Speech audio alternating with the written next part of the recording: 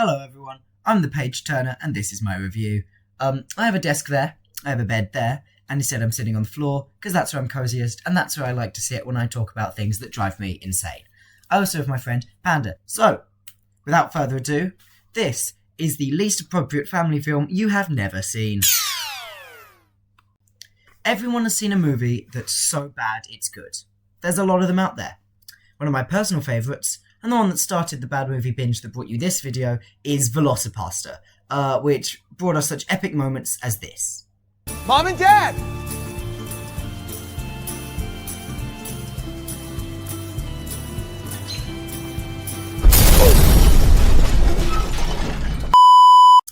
But despite the awe-dropping cinematic dominance of Velocipasta, I found a movie so utterly bizarre I had no choice but to talk about it.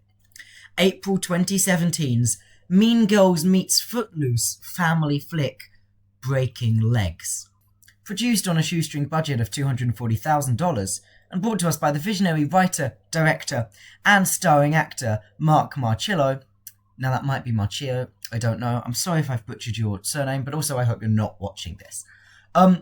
Who for some reason cast himself as the down-and-out alcoholic has-been tap dancer, who is frequently attacked by, or attractive to, various more proficient characters. Already, Mark is a fascinating filmmaker.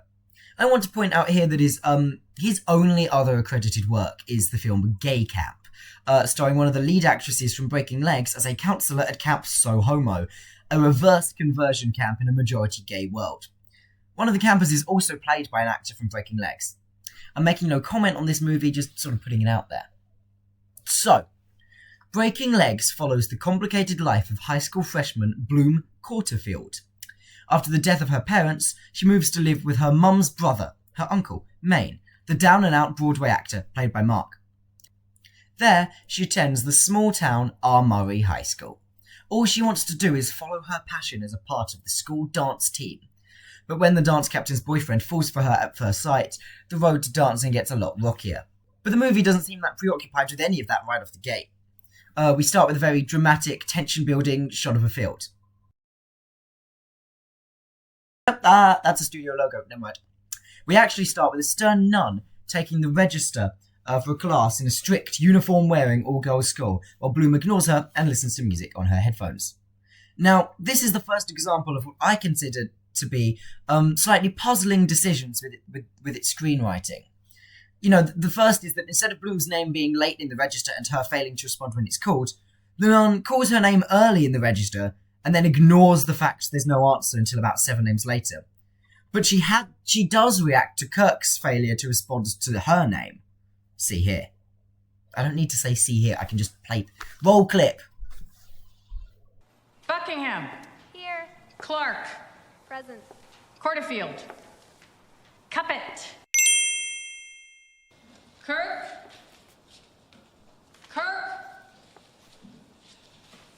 The second odd screenwriting decision is the nun's somewhat unintelligible response to Bloom's characterising sass. She definitely says words, and they're definitely in an order, but I'm not sure what they're meant to mean. If you can figure it out, please tell me. My ears are cold. Perhaps when God grants me the will to unleash a hot flash your way through the bounds of this polyester and pull a Sally Field, the thermostat, Miss Courterfield, is fair game. Until then, off. And the third odd screenwriting decision is the fact we never see this absolutely brilliant nun again. This is for all teachers to please report to the office immediately. Jesus, Mary, and Joseph. Mary Elizabeth, monitor. The rest of you, do not steal, fondle, or move. We also never see Mary Elizabeth, but I personally live in fear of her because the nun feels the need to add this. Mary Elizabeth, take names, not prisoners. I also don't know how Mary Elizabeth is meant to take names when the nun takes the register with her. But oh well, it doesn't matter, because after she's gone, Bloom instead leads a perfectly choreographed improv dancing rebellion, and then this is a dream sequence. Surprise. The story actually starts with a montage that cuts between Bloom waking up and getting ready for her day, her Uncle Maine trying and failing to pack a lunch and bag for her, his elderly grandmother watching him in confusion, and establishing shots of the school cast.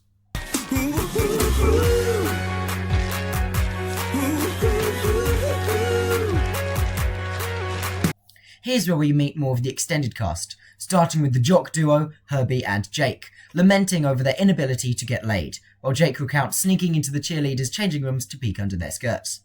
This is the first of many questionable sexual jokes that go completely unquestioned in this movie, and these jokes are part of the reason why I think it is the least appropriate family-friendly movie ever.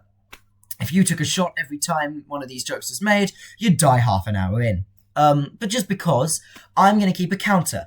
I only wanted to try so I could look up their skirts. But since they asked me to try out, I might as well make my recreation an occupation. You're such a douche. If only, Herbert.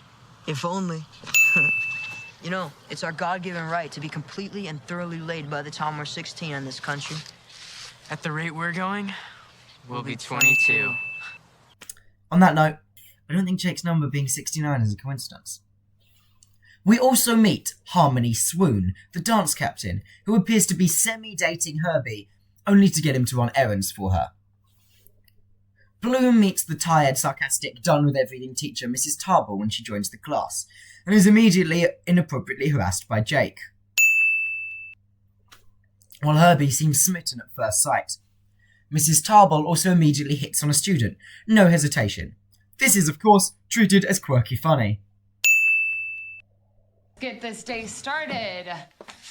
Mr. Archie, I need you to put away the hot wax unless you want to be here making candles for me after school. It's kinky, it's just wrong.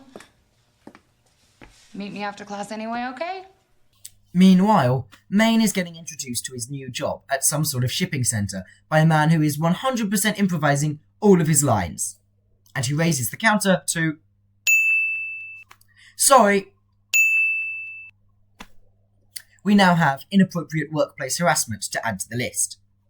We learn Maine is a former tap dancer, and then Mr. Improv quickly retreats after I'm pretty sure realising he's into Maine.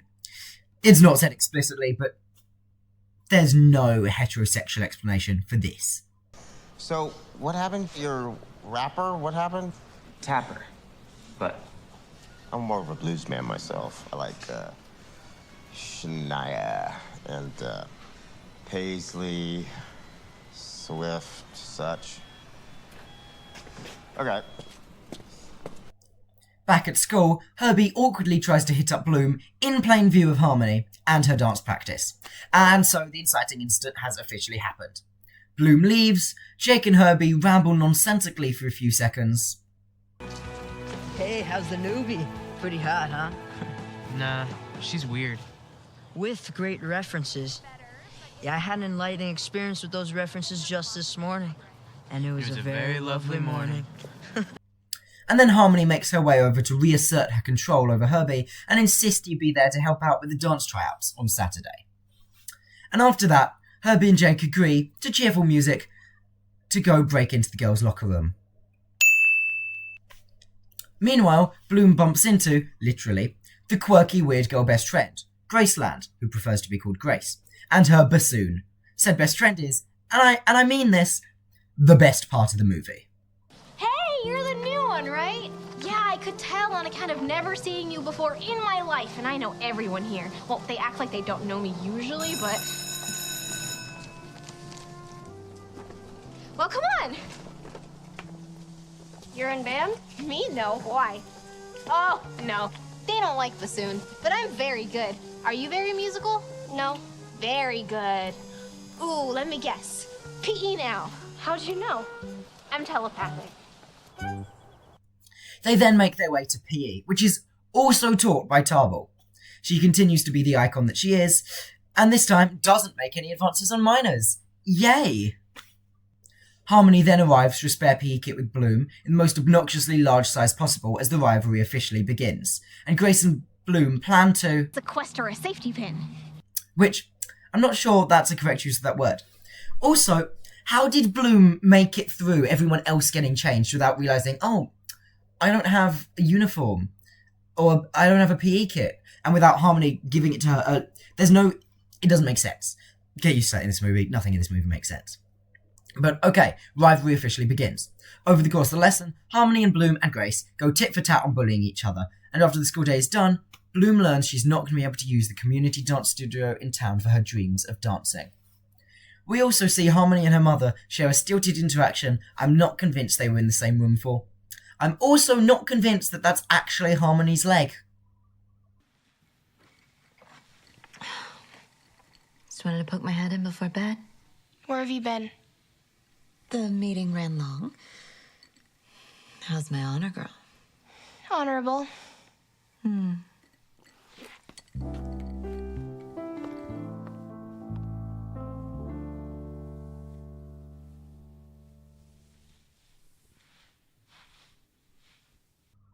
Maine gets touchy over Bloom watching tap dancing videos on their TV, and then the day is over. Not that type of touchy though. For once, this movie did not go there. The next day, Bloom is interrupted from using the school gymnasium as a dance studio by an angry Miss Tarble. If Bloom wants to dance, she has to get into the dance team, captained by Harmony.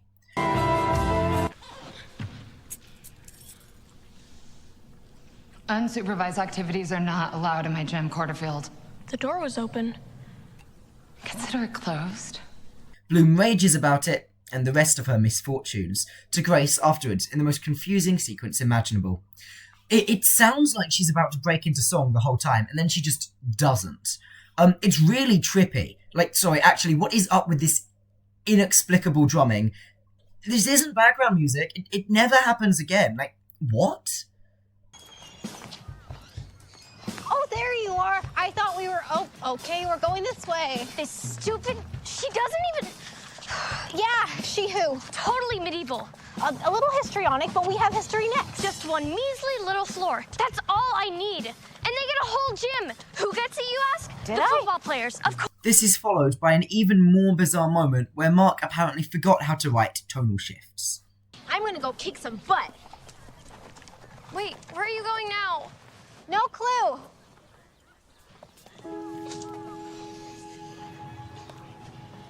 Your mom's dead. But after that, the action picks back up again. It's the next day, and the tryouts for the dance team have arrived. It begins with the team giving what's actually a pretty good dance demonstration, but Bloom hates it, because it's all flash and country, and the choreography's predating my birth.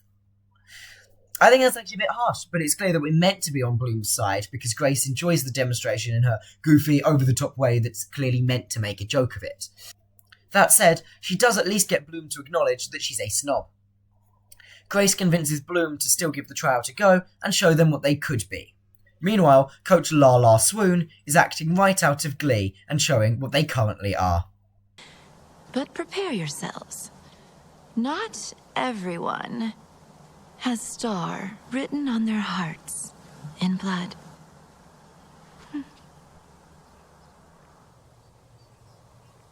Okay, let's get to it. And, yeah, in case you didn't realise, the dance captain is in fact Harmony's mother. Yes, that makes Harmony's name Harmony Swoon. Yeah. Anyway, the tryouts happen with Herbie filming as promised, and everyone is an absolute disaster, including the baby that's randomly there for some reason.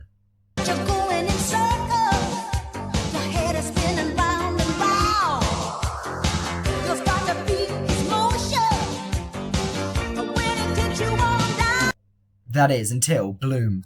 Much to Harmony's frustration, Bloom is incredible. Herbie only falls deeper in love, and Coach Lala is determined to add her to the team. Sorry, I'm shifting. Yeah, this is how I'm sitting now. Okay. She tells everyone to check the list on Monday, and I'm pretty sure adds another inappropriate comment to the counter. Check it out Monday, people. But right now, check your butts at the gate. Wink. After school, Grace and Bloom get to be actual children, and also remind us as viewers that Coach Lala is meant to be ridiculous by mocking her wink. Wink. When they bump into Maine, who quickly heads into the saloon. On Monday, the list comes out, and there have been no new members of the dance team. Harmony successfully convinced her mum not to add any. Bloom goes to the dance team to challenge them, and is quickly put down by Harmony and leaves. This only advances their rivalry. so you can take your big fat ego right out of our dance room. It's the gym. Our dance room.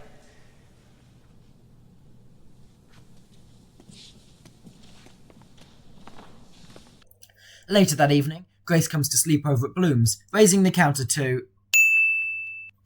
by commenting that... My room looks like a lot of people had a lot of fun. Together, they plan ways to get Harmony to like Bloom enough to actually let her on the team. They ultimately decide that Bloom should nominate Harmony for Honor Girl, which is basically a mini homecoming queen that's somehow also a really big deal, despite being a mini homecoming queen just for the incoming freshers year. So to do this, Grace physically tackles and wrestles to the ground every other girl trying to nominate someone, and then Bloom officially nominates Harmony, who seems mildly confused and mildly flattered. Herbie then ruins everything by nominating Bloom as the sole other candidate. The votes happen, and for some reason a fair few people seem to be voting for Bloom, the girl who joined the school like half a week ago at most. However, Grace insists she has no chance, and Bloom gets upset at Herbie, who is reasonably confused by her offence, not knowing the whole get Harmony on your side plan. Harmony and sidekick Cinder pretend to be from Wicked. I'm contestipated. I'm mulling. And then raise the counter to... by making a joke I actually can't play on YouTube when they're attracted to Maine as he pulls up to pick up Bloom. This is even weirder when you remember that Maine's actor wrote and directed this movie. Harmony then finds Herbie and tells him that his joke of nominating Bloom was hilarious and that a landslide victory is even more fun than running uncontested. That night, Bloom brushes off Maine's offer of watching a movie together and goes to bed. However, she doesn't go to bed. She and Grace enact an impressively intricate and weirdly well-planned secret scheme to break into the school and switch out the votes to make sure that Harmony wins. At 9 p.m. They don't even wait till midnight, it's 9 p.m. Then, because it's 9 p.m, Maine immediately realises and follows them. At the school, they're joined by Herbie with the key, who appears to have been recruited by Grace off-screen. Bloom is just as surprised by this plot twist as I was. Then, about 20 seconds later, they're also joined by Jake. Genuinely, I have no idea why. He immediately tries to make an inappropriate move on Bloom and raises the counter again. They begin switching out the votes, in which it's clear Bloom would have won an absolute landslide victory over Harmony, narrowly avoiding being caught by the janitor. Meanwhile, Maine searches through the school, a building I don't think Mochio should be allowed within 100 feet of. For legal reasons, that is a joke. Maine catches them, Jake immediately dips, and Herbie finishes off switching the votes for them, before he's caught by an unseen figure we can only assume is the janitor, and asks if Mrs. Tarble is in. I keep going back and forth between Mrs. Tarble and Miss Tarble. I'm pretty sure it's Miss Tarble. If I say Mrs., just be upset with me. Editing page turner here. Here's another thing to be upset at me for. I missed out a paragraph from my script. So, back home, an angry Maine establishes rules for Bloom. No breaking into places, no boys. Both fair and both relevant. He also establishes 2 more rules. She has to go to school, which she already does, and she has to eat meat, because he does, and it's protein. Slightly less reasonable. He also manages to make it weird, and raises the counter. No boys. I think we could both agree that it's just not in the cards. Now, if you're into girls, we might be able to negotiate a cool with lesbians. Oh my god. And The next day arrives, and we meet the lovable principal, who gives a whole school assembly, as Bloom and Grace worry that Herbie will have ratted them out to Tarble. There's no reason for them to assume that, and they assume it before Tarble is seen dragging him into the assembly hall. However, seeing that only strengthens their suspicions. So, Tarble interrupts the principal's speech to whisper something, and he calls a revote in 1 week's time, so everyone has a chance to get to know Bloom properly as the new student. This would never happen, but neither would anything else in this movie, so I guess we just go with it. The assembly disperses, Bloom annoyed that she was requalified instead of disqualified, and Tarble shoots her a knowing look through a mountain of hair. How far are we through this movie? We have a whole nother hour. So, let's get through this. I'm missing notifications. Jake and Herbie get some bro time, in which Jake is characteristically creepy, this time about Cinder. Grace interrupts Bloom struggling to practice dancing in Maine's ridiculously messy living room to reveal the winning honor girl gets to perform a talent in front of everyone. A talent like dancing. She then takes a newly interested Bloom to the new forest rehearsal space she put together for her to practice properly. We're then reminded that the great-grandma exists. That being Bloom's great-grandma, Maine's regular grandma. Also, it's Halloween now. This means Great Grandma gets to take her shot at adding to the inappropriate joke counter. What are you supposed to be? The death of dreams. Oh, sexy. We then get an actually funny joke. These are rare in this movie, so enjoy it while it lasts. Oh, Carrie, right? No, I'm a victim of the American healthcare system. Oh, sickening. I know, right? Maine then goes to the saloon again, where Miss Tarbell also appears to work, and then accidentally makes Lala swoon think he's into her when asking for a ride back home, before Lala swooning into a random dude's arms and hitting on him, / lamenting that he's not gay enough to hit on him, despite having been on Broadway. I should add that despite having been on Broadway is his comment, not mine. Meanwhile, it's still light outside, and the girls, still trick-or-treating, go to a Halloween festival. Harmony looks for Herbie, but he's nowhere to be seen. She does, however, find Bloom and takes her anger out on her, which quickly turns into an impromptu Halloween dance battle. Harmony wins, but Bloom gets the last word before going home. Meanwhile, Coach Swoon and Maine are bonding, seemingly romantically, at the saloon over their mildly terrifying dance experiences. There's pirouetting around with the little girl's head attached to her tutu. She's dragging this poor little thing all over the stage. 2 little girls are crying. One's playing catch with her. Coach Swoon ends the impromptu date by giving Maine her address before leaving. Meanwhile, Jake and Grace bond over their respective best friends being flaky on them, and Jake laments his relationship luck. I've been asking girls out all day. I think I've asked out every girl in town. Not me. Well, this sucks. Double, meanwhile, Herbie storms out of his house as we hear his father yelling at him in the background. He immediately bumps into Bloom, and it's their turn for an impromptu date, going skinny dipping in the world's coldest looking lake for some reason. Which is weird for multiple reasons, Mark. Before spending some time bonding. It's actually a little sweet and filmed decently well too. Next time, let's stay out here all night. I think our parents would have something to say about that. Not mine. All those lights up there. And it's still dark down here. Mom used to say the stars were people who'd gone to heaven. And the lights were their halos glowing. Herbie invites Bloom to homecoming with him, which she accepts, and they have their first kiss. For some reason, Herbie needs to be naked for this. Though we only see him from the chest up, Mark thinks it's important enough to know to have Bloom actively point out that Herbie is naked. You're not wearing anything. They run back in the rain before Maine passes out while staggering back drunk and enters a 5-minute tap dancing dream sequence. Yes, really. He also falls asleep at work the next day, much to the chagrin of Mr. Improv. Bloom apologises to Grace for ditching her, and Grace reveals that some people saw her and the whole school knows about her date with Herbie. Meanwhile, Jake talks with Herbie before a betrayed Harmony interrupts and yells at Herbie with information that we as an audience have never heard before and have no way of verifying, but definitely throws into question Herbie's morals if they're true, and does make the whole situation a lot murkier. It sort of does make us feel sorry for Harmony, which isn't something we've actually got really up until now. It's Honor Girl Harmony. It's stupid. You said you were my boyfriend. You said it. Honor Girl isn't stupid, it's me. I'm stupid. I let you do things to me no other boys. I'm gonna go with Bloom. Because she'll go skinny dipping with you? Huh?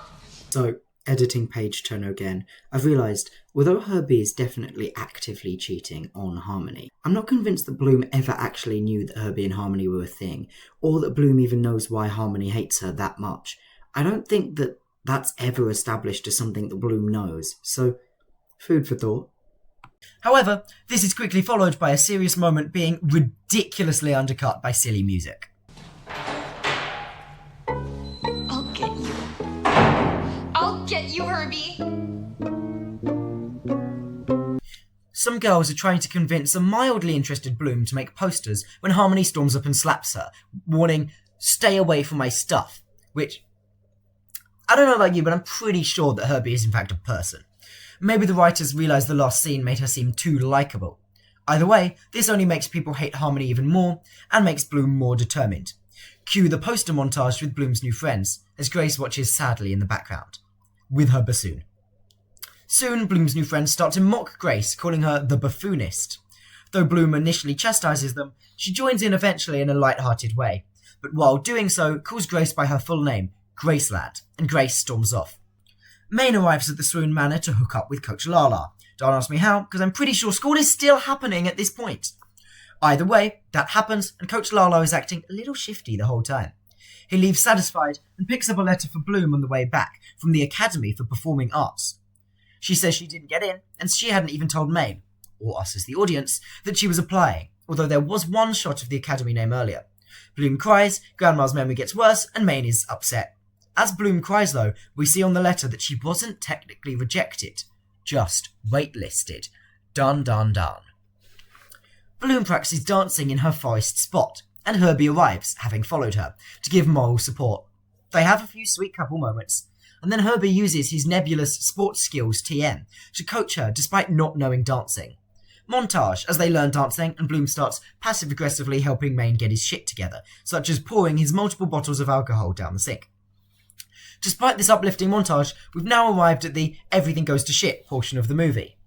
Maine is, unfortunately, immune to people helping him. He continues to fall asleep at work, and Mr. Improv absolutely ridicules him for his bad habits and then fires him. Mr. Quarter Pounder, I like to hit the sauce a little bit. You know, is this coffee? I don't know. It doesn't smell like coffee, is it? Oh, no, it's not coffee. My question to you is, am I just too nice? Lala Swoon decides to be an active parent and calls Herbie's dad to complain that Herbie broke Harmony's heart, while snarkily advising Harmony to ham it up. I'll hold. A little louder, honey. They can't hear you in Modesto. Herbie's dad then chases him down and beats him to the ground. Yes, really. They just tossed that in. That had to happen. I don't know why. Genuinely no idea. Anyway, a drunk Maine turns up at the Swoon's house, only to find that Lala Swoon is married when her husband appears and physically assaults him as Harmony watches. The next morning, the sun rises on homecoming day. In a brief moment of lucidity, Bloom's great-grandmother talks to her about dancing, before Bloom discovers Maine in a state of disarray in his bed, still bloodied from the night before. She yells at him for continuing to drunkenly ruin his life, and hers by association, before he reveals he never wanted her, and she reveals to him she's gotten into the academy and she'll soon be out of his life forever because she doesn't want him either. Jake spends the entire day trying to pick girls up, only to find they've united against him, while Bloom looks for missing Herbie and is ignored by Grace. Smash cuts to homecoming. Both Honor Girl nominees will ride on the float, do their performance together before the official winner of the title is announced. Everyone's getting ready to ride the float at half-time, and Herbie finally arrives, only to overhear Harmony and her friends planning some sort of scheme to humiliate Bloom. Then, instead of communicating with Bloom, possibly feeling too bad to break her heart to her face, he locks her in her locker room to protect her before joining Jake and Grace in the audience. Maine has also made it to watch. A distraught Bloom believes she is trapped before she is rescued by Harmony. They ride the float together, and then it's time for their performance. Despite Herbie's panic at seeing her still there, there's nothing he can actually do to help her. Bloom jumps right into it, and a frustrated Harmony follows a few beats later in a surprisingly interesting and somehow perfectly choreographed frenemy dance battle.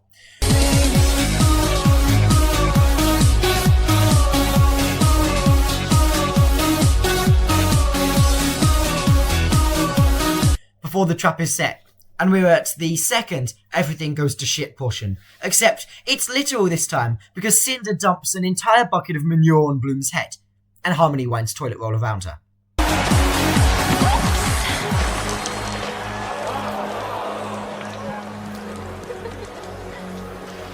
Oopsie daisy. Come on, you're not gonna miss your big moment. Here, let me wipe that. A distraught Bloom leaves, and in Maine's most selfless act of guardianship in the entire movie, he doesn't even make her wash before hugging her and helping her into his car. Grace runs up to let Bloom know she accepts her never-given apology, and the pair drive off. Meanwhile, the bumbling principal announces it must all be part of the act, and Harmony declares herself, being the last girl standing, as Honor Girl, before Turble steps in and reminds the school that that's not actually how it works, and it's not a last one standing system. She reveals that officially that Bloom won the vote and is still the honour girl, and reclaims dramatically the ironic nickname formerly given to her. Ain't she terrible? Ain't she terrible? Ain't I terrible? The next day, Bloom is being sad when her great-grandma dies. Yes, it really is that abrupt. It's like, we have 20 seconds. We then cut to the funeral, after which Herbie asks Grace for help, and Bloom and Maine finally have a proper talk. Bloom says she's decided to stay with him as her last family member instead of going to the performing arts school, but he convinces her otherwise. In return, she sets the new ground rules for their relationship and Maine's sobriety. The conversation is briefly interrupted by Tarbell nearly mowing them down with her car to offer Bloom, or Maine, it's unclear, the position of dance captain. Both deny it. She hits on Maine, and then drives away. When they get back to their house, they see Grace, Jake, and Herbie have helped set up a mini homecoming just for Herbie and Bloom to have a proper date together. Despite not having explained his motivations for locking her away, Bloom accepts this and they dance together and kiss, as Grace fangirls in the background and Maine quietly regrets having officially rescinded his no boys rule. Jake takes the opportunity to finally ask Grace out. She swiftly rejects him and the movie ends. Well, that would be the end. But then, realising all the plot points it left without resolution, like Herbie's abusive father who was there for one scene, the movie shoves in a few cards to tell us the character's future. However, doing it for some main characters means they have to do it for all of them.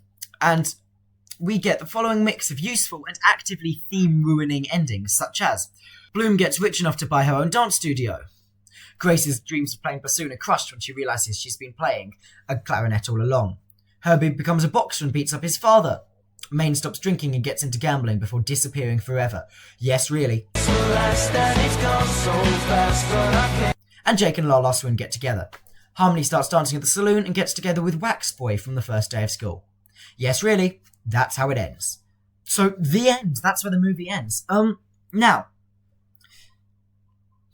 I haven't written an outro for this, because writing the script for this actually caused me to sort of lose brain cells. And I figure you've probably lost quite a few brain cells from having to experience this movie secondhand. So I'm going to end the video here. Thank you so much for watching. Please leave a comment, like, and subscribe if you enjoyed or didn't enjoy. Yeah, and see you next time. I don't really have an updating schedule. I update when I have something I want to talk about, and I do have some other bad movies I'm interested in, so get ready to see those. You might be wondering, is there a message of this video? Is there a moral of this video? And the moral is, I spend my time watching really weird movies. Thank you. Bye.